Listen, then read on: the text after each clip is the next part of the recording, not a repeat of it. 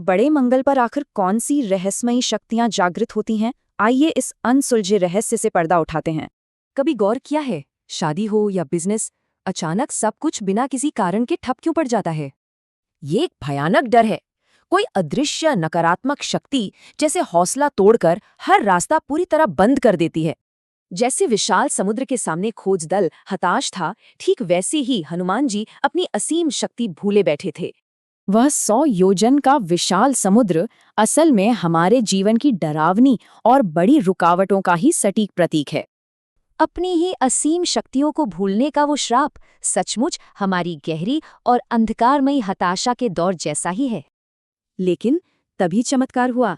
जामवंत जी ने सूर्य निगलने का स्मरण करा के हनुमान जी की सोई हुई शक्ति जगा दी। संकट मोचन, यह अजेय नाम जीवन के सबसे भारी संकटों को जड़ से उखाड़ फेंकने की पूरी ताकत रखता है।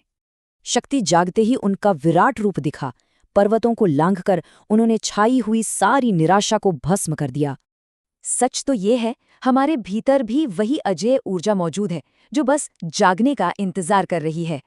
तो अब सबसे बड़ा सवाल, इस बेहद शुभ बड़े मंगल पर उस सर्वोच्च अजेय शक्ति को आखिर कैसे जगाया जाए? बड़े मंगल पर हनुमान जी की पंचमुखी शक्ति सक्रिय होकर बड़े से बड़े तंत्र और भ्रम को काट देती है।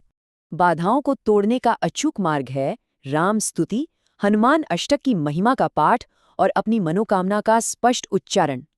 मनोकामना कहने से पहले सियावर राम जय जय राम मंत्र का जाप तत्काल परिणामों के लिए बेहद अनिवार्य है।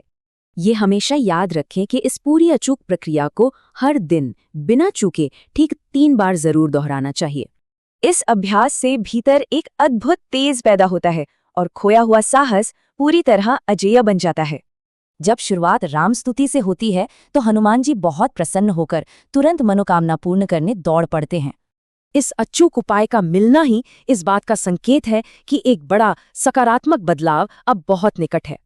लाइक करें, राजभगत चैनल सब्सक्राइब करें और इस शक्तिशाली ज्ञान को कम से कम 10 लोगों तक जरूर पहुंचाएं। क्या अब अपनी सोई शक्ति जगाकर असंभव लगने वाली हर बाधा पर विजय पाने का समय आ गया है?